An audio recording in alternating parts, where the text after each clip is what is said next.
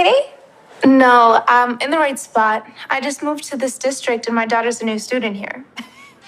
You have a 5-year-old? Yep, her name is Tina. Well, that's unbelievable. You're much too young to have a 5-year-old daughter. What are you, like 18? Actually, I'm 22. Huh. How sad.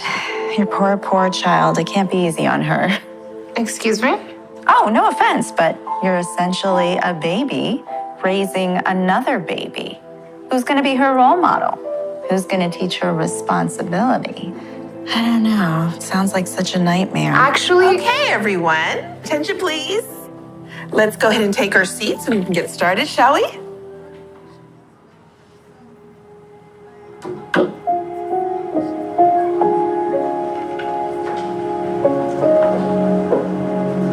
Before we get started, do any of your children have any special needs that I should be aware about as their teacher? My daughter was diagnosed with ADHD this summer. There's a surprise. Is there a problem, Mrs. Torrance? Oh, no, there's no problem. I just think it's a shame that Jennifer's daughter has this condition. It's not a condition. And again, maybe if Jennifer had planned her pregnancy instead of getting knocked up in high school, her daughter might have turned out normal. My daughter is normal, thank you. I'm sure she is. Besides, there is no connection between ADHD and the age of the mother. And I have everything under control. She's taking medication and it seems to be helping. Of course she is. What's that supposed to mean? It means that it's no surprise that someone as irresponsible as you has her on medication. She is far too young for that. But you go ahead and take the easy way out so you can go out and do your little partying or whatever instead of raising your daughter. It's really a shame that you think a pill can replace proper parenting and support. That's not what I think at all. I don't want my child playing with an ADHD kid and picking up bad habits. So, if you can please see to it that they are in separate play groups, I'd appreciate it. Let's keep it civil, please. ADHD is incredibly common and cannot be spread to your child, Mrs. Torrance. Let's move on, shall we?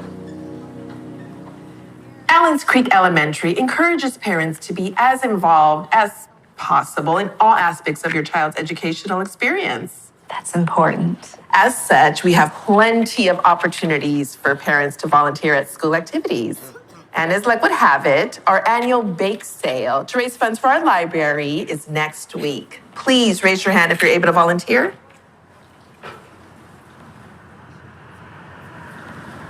What's the matter? You're too busy making TikToks to volunteer. Actually, I have 2 jobs, and sadly, that doesn't leave me much time to volunteer. Shocker, the party girl has no time for her own child. No, it's just that I work a lot, and any free time that I do have, I want to spend it with my daughter. I mean, does that make me a bad person or something? No, it does not. Can you imagine how tough it's going to be for her child growing up? I mean, there is no real support at home, and her mother is constantly gone. Talk about a nightmare. We have plenty of resources available to all our parents. If you need information on educational websites, books, community programs, anything that will aid in your child's development, please don't hesitate. I am here to help. Yes, Jennifer. I was curious where I could learn more about helping a child process grief. Don't worry about it, sweetie. Excuse me? All I'm saying is that no amount of research is going to help your daughter adjust to the horrible situation you already put her in. And what does that mean? Okay, let's settle down. It means that I hope that the father of your child is more grown up and responsible than you are. Otherwise, your daughter is in for a bumpy ride through life. I am tired of your snide and snarky remarks about my age. Okay, yes, I might be a young mother, but that doesn't mean that my daughter was a mistake or is somehow doomed to a lesser life. Okay, whatever you need to tell yourself, sweetie. Don't call me sweetie. Let's just all calm down a bit, okay? No, you wanted to know about her father? Fine, I'll tell you. We'd been together since middle school, and it was true love. The kind of love that only comes around once, if you're lucky. But fortunately, we both realized it despite our young age. We got married the night of our high school graduation because we just couldn't wait to spend the rest of our lives together. We were both only children who dreamed of having a big family, and we didn't want to wait. So we planned to have our first daughter while we were young. She was going to be the first of many. That is so irresponsible. Teenagers having babies, it's a recipe for a disaster. Despite what you think of young parents, my husband and I worked hard to make sure that our daughter would be supported and loved. And things were going great. My husband graduated college within 2 years, and he had a job lined up at a big engineering firm. And then what? He realized he could do better, so he left you? Actually, no. My husband died in a car wreck last year.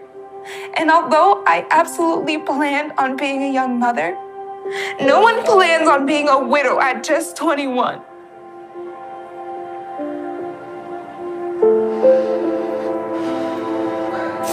When my husband passed, I lost my whole world. Everything I was dreaming of and working for, it all vanished. And I could have laid down and given up. And believe me, I wanted to. But when I looked into my daughter's eyes, I knew I had to be strong for her. I knew I had to find a way to make it through this mess. And not for me, but for her. And still, everywhere I looked in my old town, it reminded me of my husband and what I had lost. I knew I needed to get a fresh start, so I moved my daughter here to a new town with new opportunities and a great college where I could get my degree at night. But apparently I was wrong in thinking that this town was for us.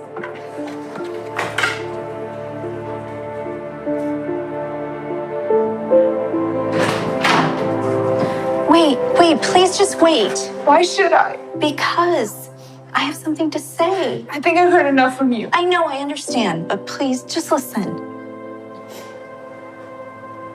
I'm sorry. I was wrong to speak to you the way that I did. The truth of the matter is, I'm self-conscious myself, and I took it out on you.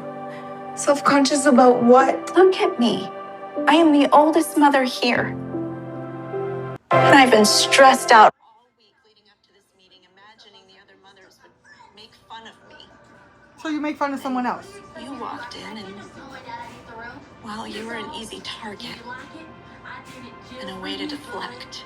I know.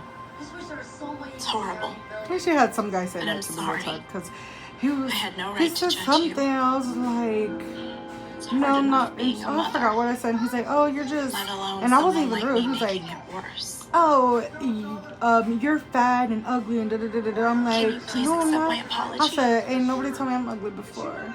Like, I'm not gonna listen to 1, 2, or 3 people tell me I'm ugly or Thank you. even Will you 100 come back because you know what? inside and finish up the Dude, meeting way with more us? people would have told me the opposite. I don't know. After Well, I the told big him I'm not scene gonna that I care just about made like a in few there. people telling me I'm ugly No because one more people cares. tell me I'm not. I promise. I'm like, you're just mad. And Let he us was like, you know help what, you right. settle into this new You town right, of I am yours. just mad. He's like, you're not And ugly. if you're up to it, maybe we can schedule a play date with our kids.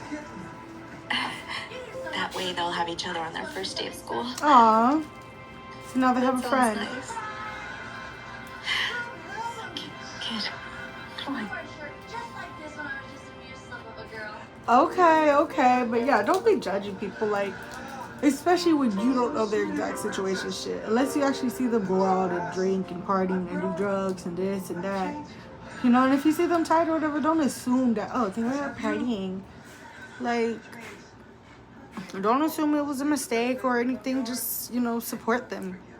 You know, if you actually see that somebody needs help, why help? Why not just help them instead of just laughing or making fun of them? Because what's that really going to do? Is it helping you? Is it helping me? Is it helping them? Is it helping the world have more world peace? Is it curing cancer? Is it stopping war? Then don't do it. If it's not going to make a positive effect, then shh. Anyway, I hope you guys enjoyed this video. I'm obviously gonna be doing more again because I love this. Just been super busy with school, real estate school, college, and work. So, but I'm gonna get back on it, and of course my Bible studies. But anyway, I hope y'all enjoyed this video, and leave a like and share and subscribe.